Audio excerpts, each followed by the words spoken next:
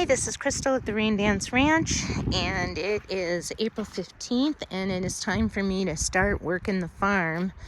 I have worked on some things over the winter, namely getting this fence in, and this wall. I was hoping to get to it before it started falling. So that needs to be repaired, and I want to get a fence going all along and around here so that I have one area. This is the beginning of my farm. This area right in here is where all going to be developed this summer. And I had hoped to get more done. I say that on almost every video over the winter. But I decided to wait on these outer areas just because it's actually beneficial to keep an area covered over the winter. And so I put that off, and I thought I would have more time to get my wood chip paths in. So the idea is that I want to wood chip all around the pathways here. But I may put in some fake grass, actually, in some areas. And then still fill in with more wood chips. And I got another fence in here. So that this whole area is going to be fenced in. And my sunflowers and anything that is attractive to things like deer and antelope will be protected, or at least I have the start of protection. And if I have to, I can add something up at the top, like the wire mesh of some kind of wire mesh of some sort up above this fence area. And I'll play it by ear, but I think at least having some kind of a fence is going to deter those animals. But we'll see, because once they find out that I have sunflowers, they might be jumping my fence. But at least I've got it started. Now, one of the things I did is I got some alliums in here, and I got daffodils in here, and I did get some nigella going in the fall, which is supposed to be the preferred scenario, although I haven't been doing watering, so all of this stuff miraculously grew without me watering. And I've got second year yarrow looking real happy, and we did have to pull out the border to this planter, but that's okay. And I've got some things I want to get planted, and I think I'm going to put them over here. And I got to start getting this all ready for sunflowers now. So I got a lot of work to do. And I had hoped to have this all done by now. The other miraculous thing is that my chrysanthemums came back. So near as I could tell, I found out that chrysanthemums don't like freezing weather, and I know they grow really great out in California. And I grew them over the winter in Phoenix, but kept them protected, but not necessarily in something like this. And I just never got around to watering them or anything like that. And I didn't even put holes in this so water could get in like you're supposed to for winter sowing. And I just thought I'd be able to tend to them. And I thought, well, if they make it, they make it. If they don't make it, they don't make it. Well, they made it. So I'm kind of happy about that. And I wish I had planted one just in the ground exposed to see how it did in the winter. But whatever, that's what I did, and that's where I'm at. And I do have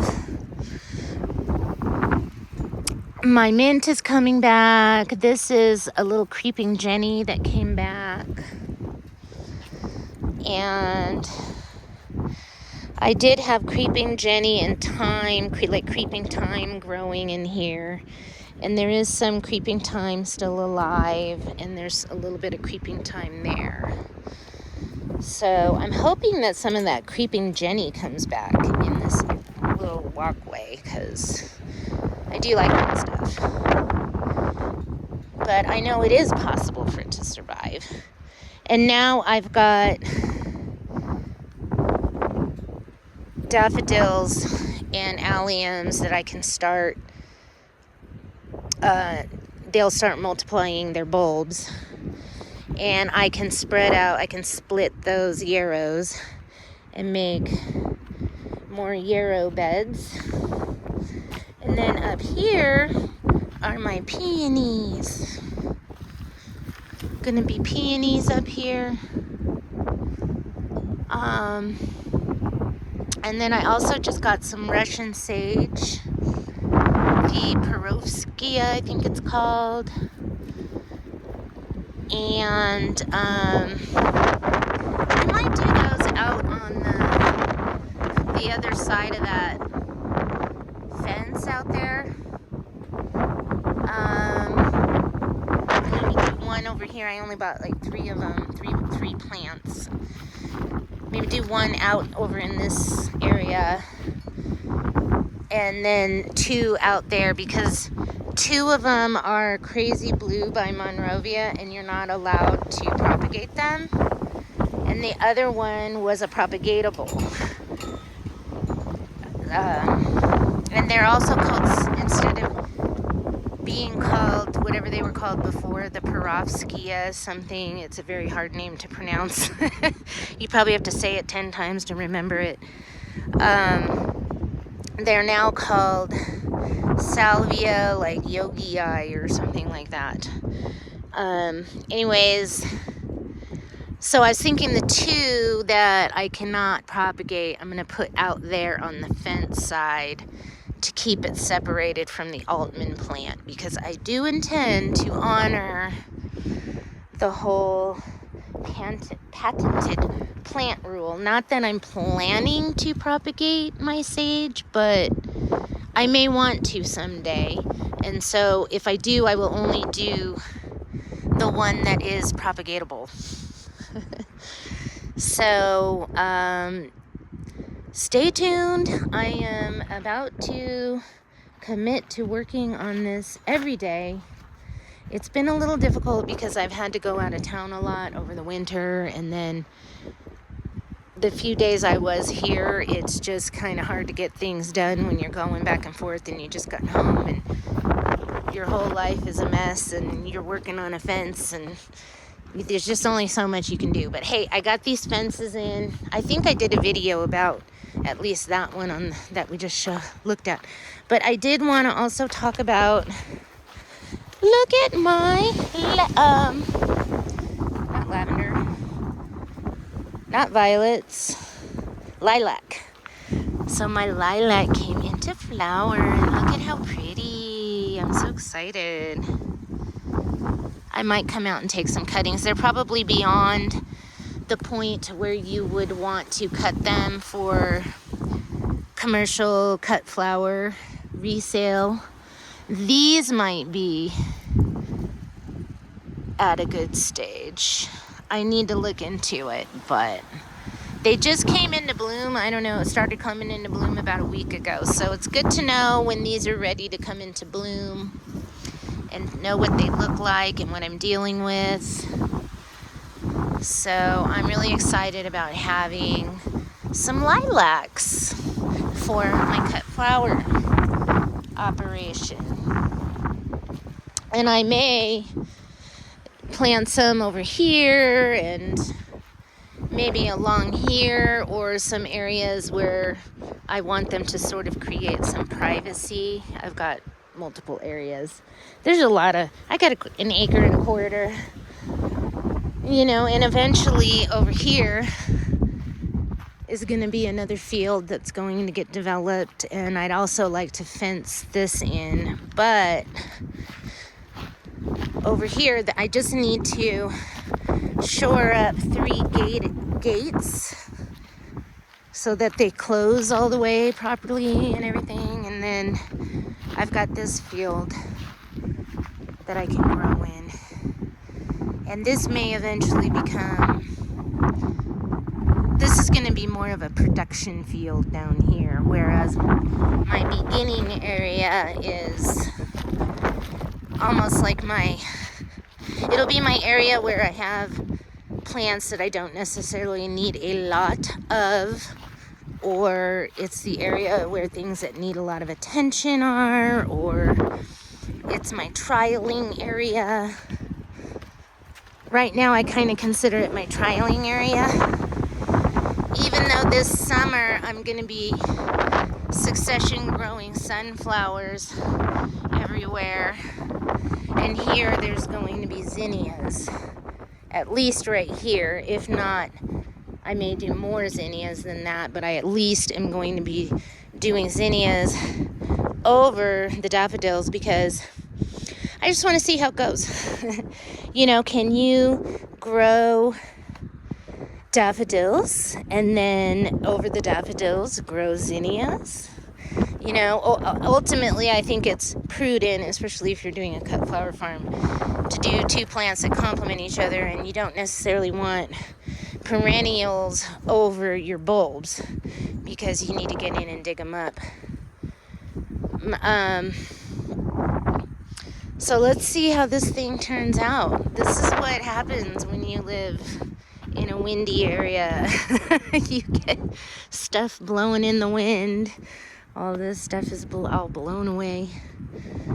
But yeah, I'm real anxious to get started. The weather's getting pretty nice.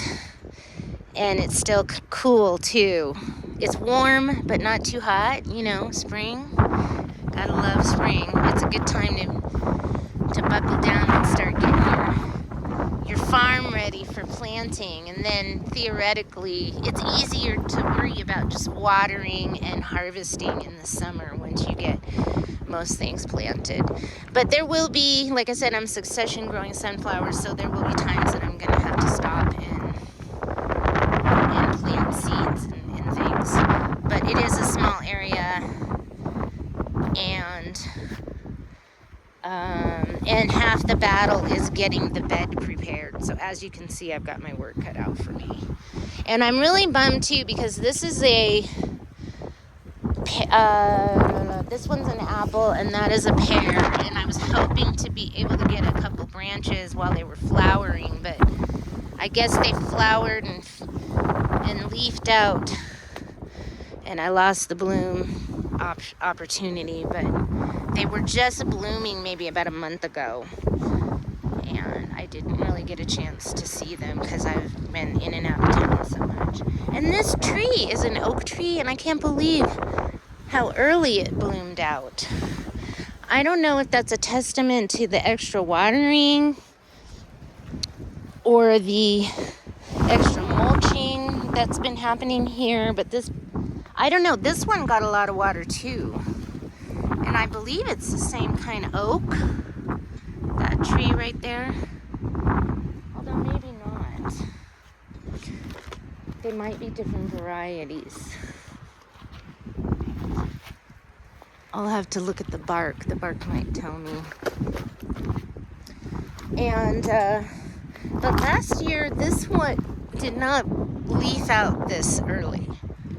So I was kind of depending on it being more like this so that my alliums could get more sun. So in the morning, those alliums get a little more shade than I'd like.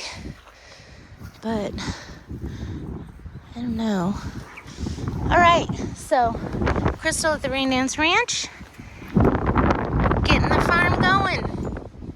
Mid-April 2026. Let's see what I can make happen. Thanks for watching.